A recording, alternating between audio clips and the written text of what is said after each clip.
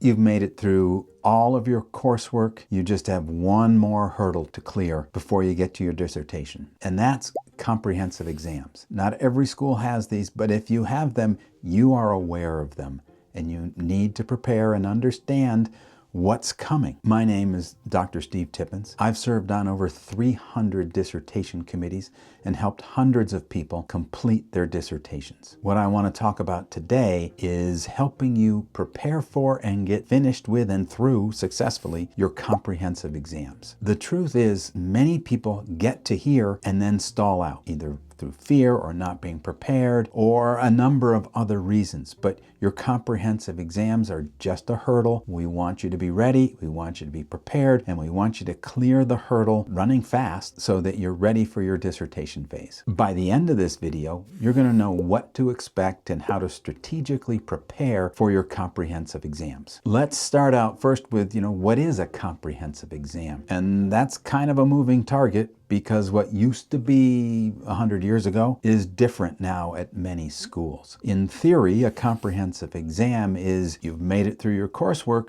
How much have you retained? Do you have a good knowledge of the body of literature, the body of knowledge that's needed in order to move forward? How we assess whether you're ready has changed over time. One thing a comprehensive exam is not. It's not a dump all the knowledge that's ever been created in all of the courses you've taken. It's not that. The idea is, do you understand the material? Not have you memorized everything, but can you synthesize the material to come up with cogent arguments and discussions about specific topics? What are the different types of comprehensive exams? The traditional comprehensive exam, which many schools still do, you get to the end of your coursework and then you get a time period, a month, 3 months, whatever your school comes up with, to prepare for 1, 2, or 3 days of questions where you come in and you are given questions. You don't get them ahead of time. You're given questions and you get to write your answers to those questions over those, let's say, 2 days. The first day you might get 3 questions, maybe 4, and then you go back and collapse. And then the second day you come back in and have 4 more questions. And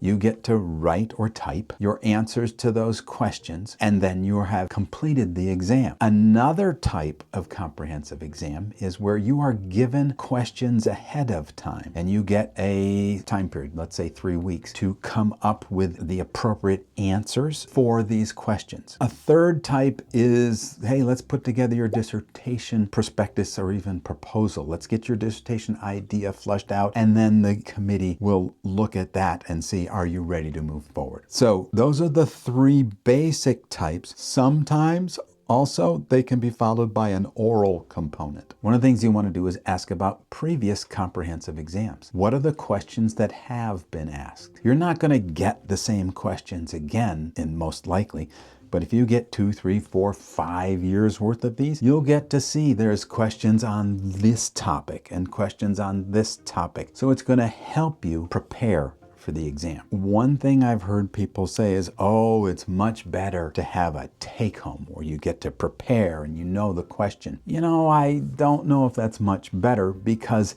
if I'm giving you something to take home, I can expect perfection, because you now get access to anything you want to answer it, versus, hey, here's a question, answer it right now. I may not expect as much perfection because you don't have access to all the literature in the world. You just have access to what you prepared for to take this comprehensive exam. It almost doesn't matter what the approach is. The purpose is, again, are you ready? Do you have a good handle on the material of your discipline, whether it's economics or education or physics?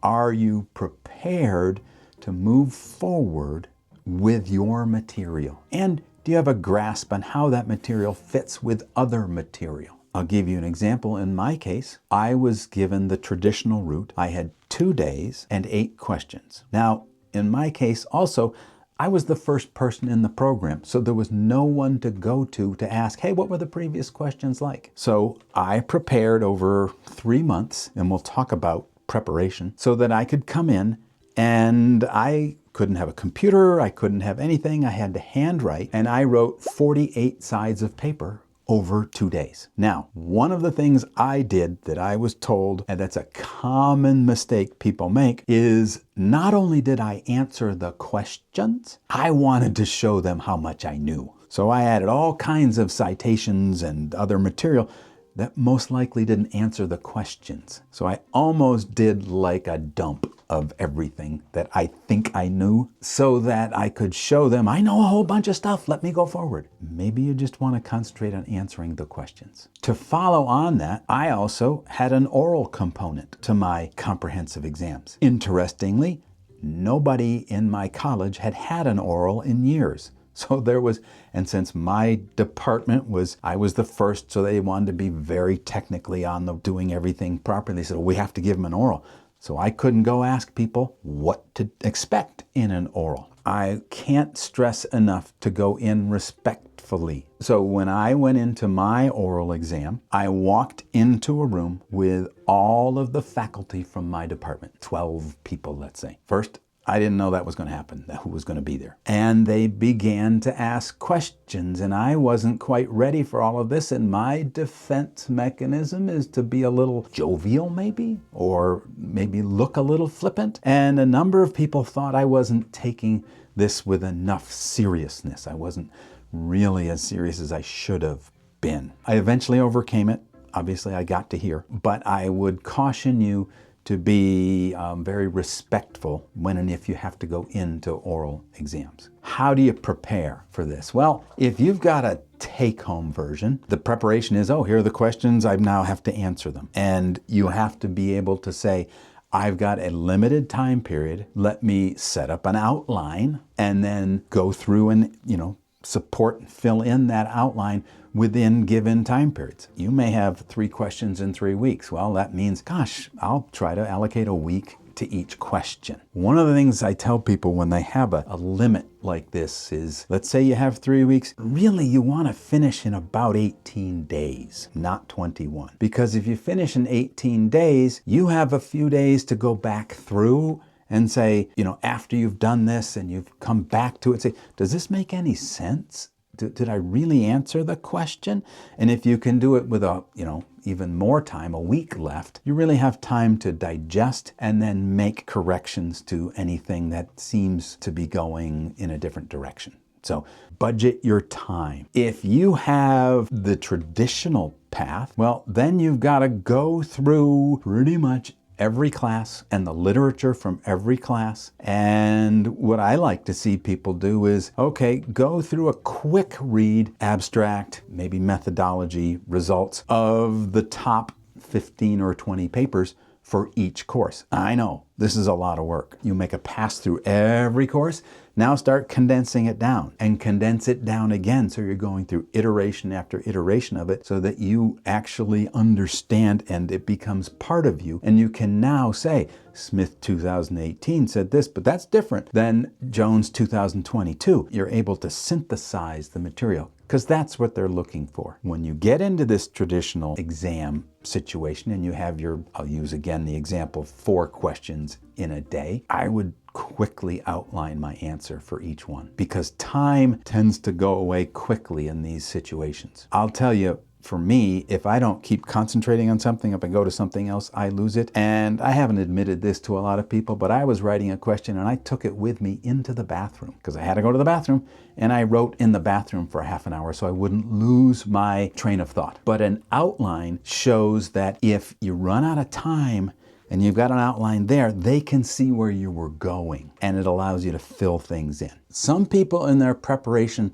like to create models with concept links and all kinds of links showing how these interact with each other. And, many people are visual learners. So if you can do that, that can be very helpful for you. I've also seen people go in, come up with an outline, and then very quickly write in 7 authors so that they don't have to go back and say, what was it? Oh, I'm working on this one. It's going to be Jones. It's going to be Smith. And just very quickly write them in and then maybe outline other questions and then come back and say, make sure that you're going to include Jones and Smith and everything else. What's going to stop you and hurt you in one of these traditional comprehensive exams is if you're just memorizing facts. Because memorizing facts isn't going to do it for you. Your committee, your department, your faculty are looking to see, do you actually understand the material? Look, an undergraduate can go to the library or onto their computer and come up with 27 articles and then spit back, Jones said this and Smith said this and Johnson said this. That can be done easily. It's your interpretation of this material and what material you bring in to answer a question. Now, I know somebody who went into a comprehensive exam and there was a question about a year that had something to do, it might have been accounting, and there was a tax law and its impact on something, and there was a typo on the exam. And they couldn't talk to anybody, so they're talking, let's say, about a 1978 tax law. And it said 1979. So after the minute and a half of panic, this person started by saying, I assume you're talking about the Tax Act of 1978, and answered it. And they got all done. And a week later, they were talking to somebody who had been reviewing these. And he said, God, that was hard when it said 1979. And I had to go change it to 1978. And the professor looked at him and said, well, there was no law in 1979, so you probably could have just said there was no law in 1979 and been done. Now, that would take a lot of guts to be able to just say that. I think they took the right approach, but that can be stressful. I haven't talked yet about preparing for the third type, and that is your dissertation. This is a great type of comprehensive exam in my mind because I see too many people get done with their classes, then do a comprehensive exam which has nothing to do with their research. So they've taken 1, 2, 3, 4, 5 months of time to get ready for that. Now they have to come off of that time commitment and stress and get ready for their dissertation and even decide what the idea is. But if I can take that 1, 2, 3, 4, 5 months and be working on my dissertation idea, that puts me so much further ahead than the person who is doing the traditional comprehensive exam. So it's just getting my introduction, what's the literature, what's my gap in the literature. I come up with a problem and a purpose and some research questions and how I'm going to do it. And this is going to be incredibly helpful for you on your dissertation, but also in finishing faster. What do I expect on the day of my comprehensive exam? If it's the dissertation proposal, I'm going to turn it in and maybe we'll discuss it. If it's the approach where you had questions ahead of time, you're going to turn them in. But if it's the day where you're going to write questions yourself, or a day or 2 or 3, first, expect to be sequestered somewhere, most likely without any technology. Second, expect it's going to be a long day, so be comfortable. They may limit you on what you can bring in. Be prepared. If they say you can bring a pen, I would bring like 4. You don't want to have the stress of something running out of ink. If they say you can bring a calculator for whatever reason, bring 2. You just don't want to then have an hour of running around a hall with all the stress of trying to find somebody and saying, this doesn't work. Be prepared ahead of time. Dress comfortably. No one's going to be taking pictures of you during this. This is not going to get posted on YouTube or on your Facebook page. You're going to be there for maybe 8 hours of expressing what you know on a topic. So you want to be able to be comfortable with what you're doing and how you feel during this. Ask ahead of time about breaks. Do I get breaks? When can I take breaks? 8 hours in a row of doing something is difficult. I've seen people, be given lunch breaks and go back and refer to literature. And it depends on how they trust people, whether you get like certain questions in the morning and then you have to be done, or they're going to give you all for the day and then maybe you could look at some stuff at lunchtime. But you want a break, and you want breaks whenever possible that, 1, refresh you, but 2, don't interrupt your flow. The idea, whether it's a take-home or in person, it's substance, okay? Get the substance down first, then make it pretty. The words flow afterwards. Again, on that take-home, you're going to have to do both, because they're going to be expecting, closer to perfection, and they're going to be expecting that you've worked on these questions for 8-10 hours a day over that time period. That said, faculty do understand time constraints. So if you've written the wrong year in on a citation, or if maybe you had an incomplete thought when it comes especially to the in-person 3-day ordeal, we'll just call it, they may be a little more lenient, but you want to be as thorough as possible. Let's go back to that oral. If you have to take an oral exam, you're going to have a room full of people, some of whom may be very supportive, some of whom may think that it's best to try to trick you to see how you understand things. I'll go back again to my oral. I remember someone who could be a little tricky asking me a question, and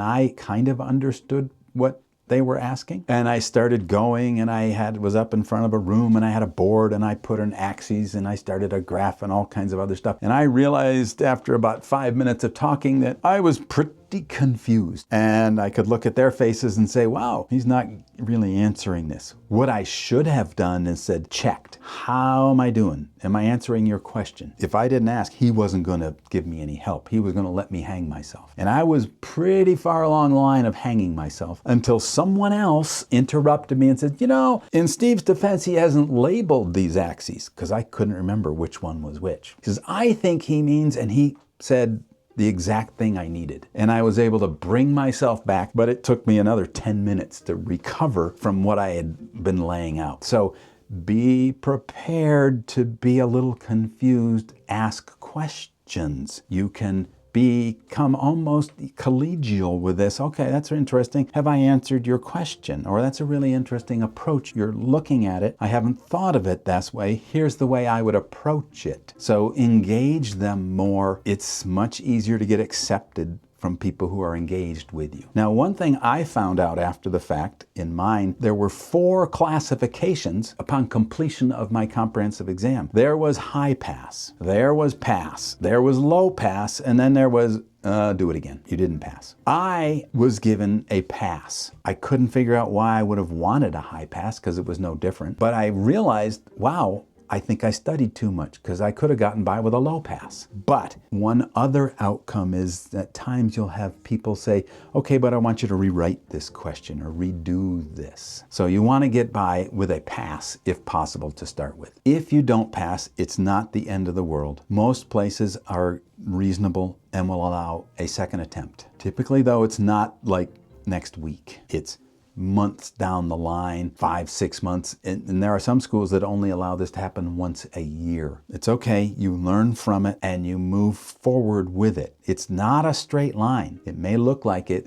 from the rear view mirror. Oh, I entered and it was 6 years later, 4 years later, I was done. Well, there were ups and downs, and this might be a temporary down, but it might lead to a big up in the long run. It does not mean a lack of intelligence. It may just mean you weren't prepared for it properly. I know a number of people who have PhDs, accomplished academics, who did not pass their comprehensive exam the first time. I've also worked with a number of people to prepare for their comprehensive exams. So if you're interested, click the link below to find out about our 5-step process to helping people pass and complete their dissertations, as well as become a member of our dissertation help group. Once you've completed the exam, what comes next? Well, first, collapse, breathe, relax, and that doesn't happen in a day. You might need 3 days or 4 days, but take a little bit of time. Don't just jump right back into something, because your brain just needs some space. And your family might need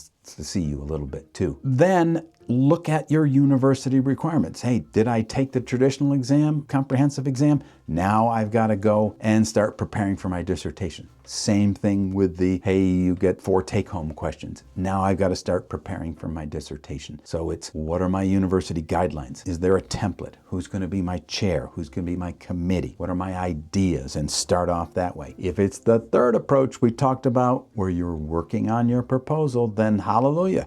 Just keep working more on it. You might get feedback from your committee at this point. Start with that feedback and start moving forward. This is a transition point for you. At many schools, when you pass your comprehensive exams, you're now considered a candidate. or ABD, all but dissertation. Some schools wait till you've got your proposal completed, but you're getting to the point where it's one more hurdle, your dissertation. And that's the fun part. That's why you got into this, to do this type of research. So you're getting close. You're almost there. If you're looking for help in getting through your comprehensive exams and completing your dissertation after that, click the link below to access our 5-step process to dissertation acceptance and to join our free dissertation help community. I'd love to help you.